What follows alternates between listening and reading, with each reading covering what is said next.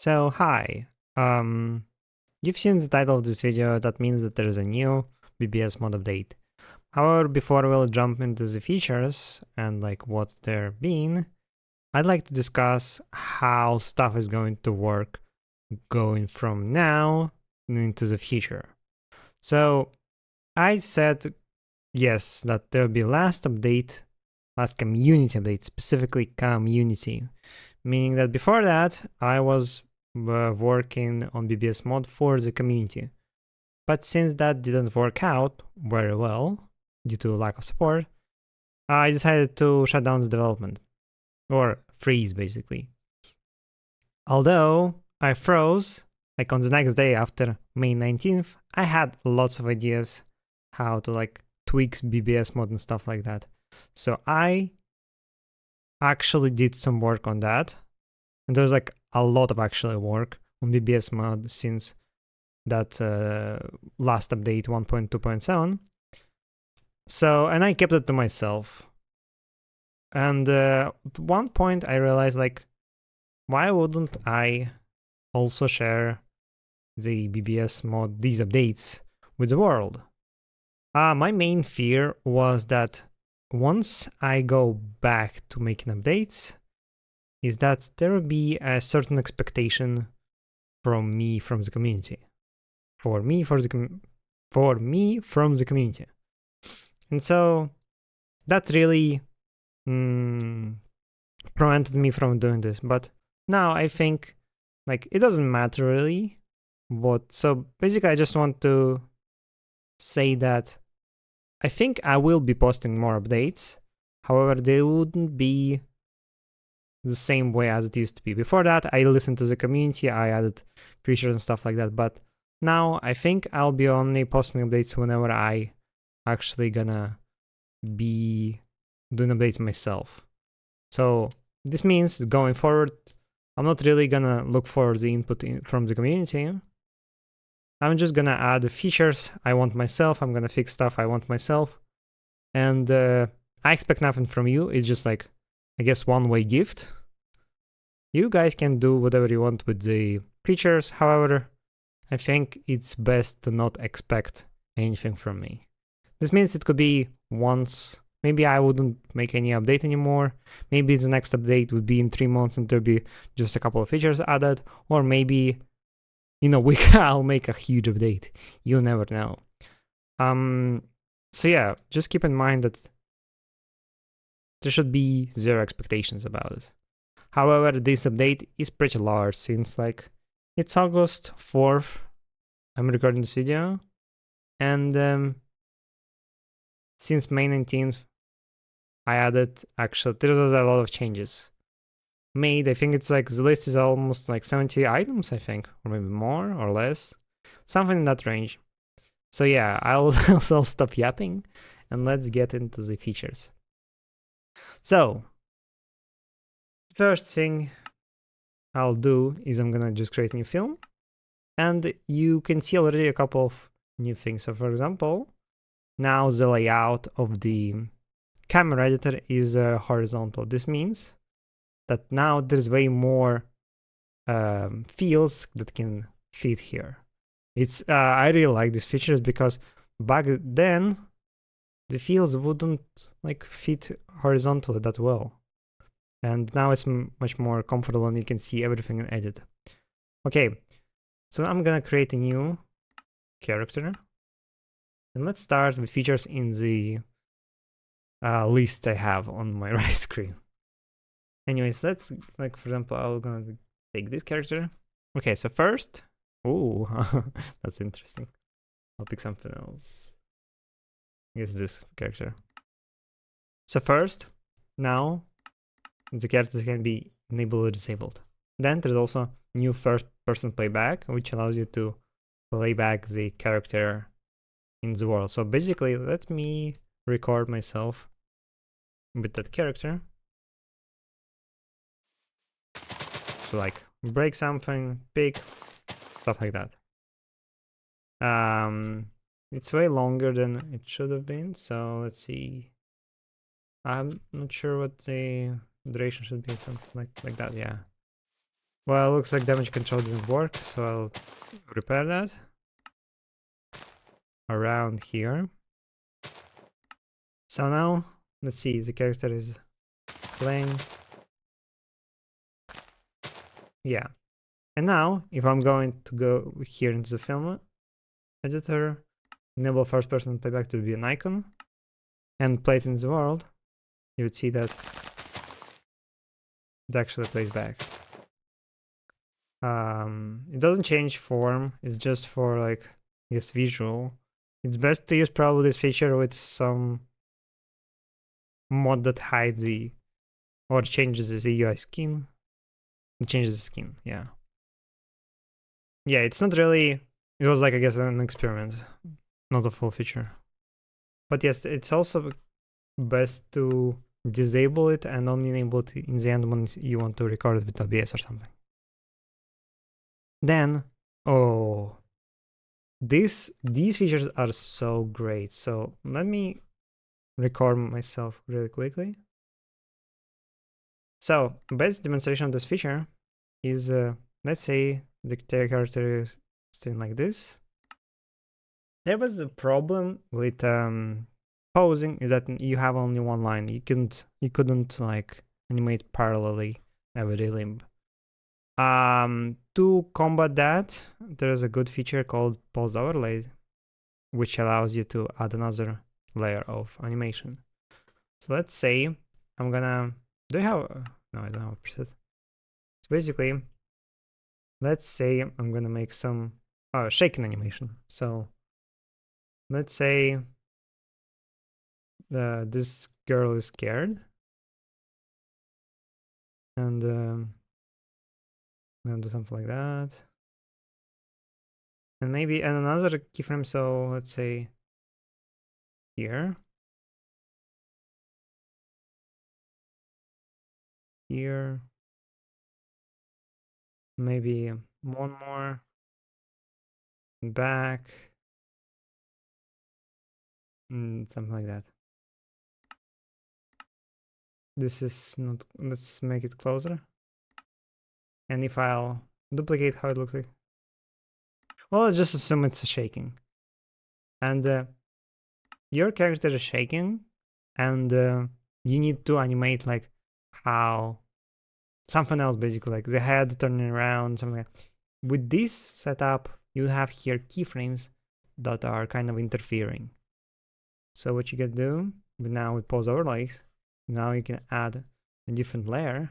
What this means that you have a separate animation track for animating one kind of motion and another track for animation the other kind of motion. This is quite powerful. This means you can like have parallel animations. Same thing can be done with transform. So let's say I'm gonna make that the character grows and shrinks. Meanwhile, also it's gonna rotate 360 degrees. So yeah, very, very powerful stuff. When you have, yeah, that's it about pose overlays and transform overlays. Let's say you have like some body parts that are, for example, let's say a picture. Let's say you have like tons of pictures here. And you need only one of them animated. However, in the timeline, it creates so many of those. What you can do, you can go here and disable animatable. And this way, only of the forms that have animatable will have the keyframe tracks here. So you can see only the first one has, even though there's like 4 of them over here. That's another cool thing. So now going to camera stuff. In the orbit camera, there's a new option called absolute. What it does is basically, let's say I have a keyframe underneath this one, and I'm gonna edit it. I'm gonna say, so yeah, I'm just gonna create it. I'm gonna pick the target Alex. I'm gonna set it up. Distance. Wait. Absolute. Yeah, so basically what it does is that in the clips below, you can actually, let's remove this guy. Wait. 0, 0. Oh wow, okay. So basically, it allows you to use the values as they are. So instead of applying relatively, you can actually specify the values here exact. This way, the problem before was without absolute. Let's say I'm gonna disable absolute. No, first I'm gonna show you how it. So here now I have yaw at -100 and then at -255 and here. So this is how it looks like. But if I would remove, probably also good idea to remove these guys. So this is absolute. If I'd like to change, for example, they are here, I can just grab both of them and they would be like changed here. But if it wasn't absolute, so it like this, so it would already have like stacked distance here and it would actually affect from the beginning. So if you would want to move without the absolute, you would have to first move it back here and then you would have to adjust the angle, like yaw and pitch later. So this is what absolute does. Then keyframe tracks now have distance, which allows you to create like an orbit of its own. So for example, I could fly in the middle of her head, something like that. And then I'm gonna can change the distance here. So it's basically just like an aperture mode. And yeah, it basically works the same way. So that means you can, for example, fly away.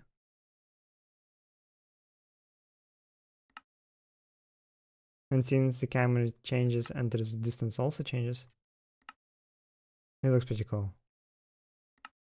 Probably. Yeah, so it's a very interesting feature and it could be pretty powerful as well. Then finally with the camera and tracks and stuff like that, there is a very cool feature. It's not for everyone, however, I think it's pretty cool. There's a new feature called record microphone. Basically what you can do is basically, let's say I'm gonna name it scene 1/1. I'm gonna press OK and it would start recording my microphone. So here, let's say I'm gonna narrate, oh, today a lovely day, and this girl is going on an adventure. Oh, today a lovely day, and this girl is going on an adventure. I'm not really sure. I think I have volume. Yeah. Lovely day, and this girl is going on an adventure. So yeah, it allows you to record from the microphone. What you have to keep in mind is that it uses the default microphone in the system, and if you change it, you have to restart the game. I couldn't get it to work so you could pick any of the microphone or input devices in your PC to actually get picked. So yeah, it is what it is. Moving on, we have two useful features here in the preview area. Now you have the preview of the character, which is pretty nice. This way, if you have like multiple characters and you didn't really name them, you can see who are you like selecting right now. For example, if I'm gonna go and let's say I'm gonna make another let's say ribbon girl. select another one. You see, they have both player Alex, but when I switch between them, you would see that there's a preview. So this way, it's much easier to see whether you control this girl or whether you control this girl, or whether whoever you have as actors. Other cool thing about preview area is that back then, whenever you need to pick a character, you would use a hitbox. There would be a hitbox around. But now it uses the same pick and limb mechanism, and because of that, it's way better in terms of, for example, let's say if before that, if you wanted to pick a character and it was animated with, instead of XYZ, it animated with transform. So let's say I move like that, there would be a hitbox.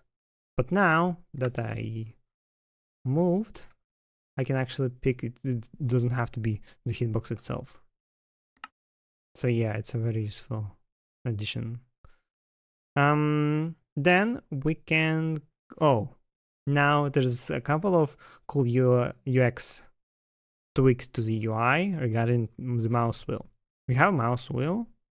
In the film editor, you can hold control and basically scrub the timeline without actually having to do that.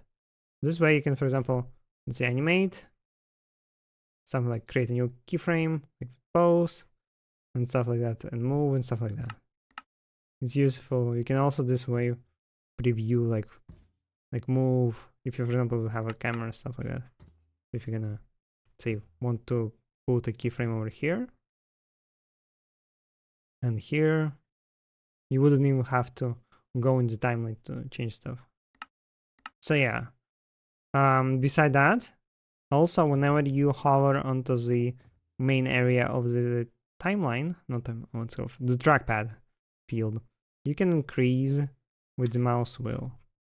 Beside that, you can, oh boy, let's say there is a value, you can invert the value by middle mouse clicking, and then whenever you drag this field, you can mouse wheel and you can change basically the factor amplitude. This makes it possible, for example, you can reduce it to 0.05, and this way it's gonna be way more weaker, and this way you can adjust even smaller values. I think it's better to showcase it with poses. Let's me change to orbit mode. So, for example, if I go and pick it back, change it back to 1, moving the scroll wheel, it moves a little bit, or for example with Alt, it's even smaller, and the shift it's a lot. But if I'll change it to something smaller, you would see that it's even smaller. And if I use Alt to so microscopic, the changes are microscopic. Or with Shift, something like that, yeah. So this is useful. I liked it a lot. Let me see if I can go back to, okay, basically I'm gonna change to this character and I'm gonna record it in the outside.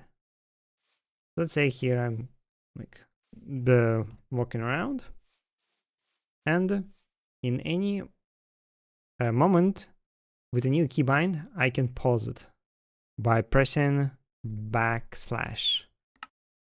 So let's see, controls, keybinds, and then BBS mode \. You can rebind to anything you want, but basically it means that you can pause the scene.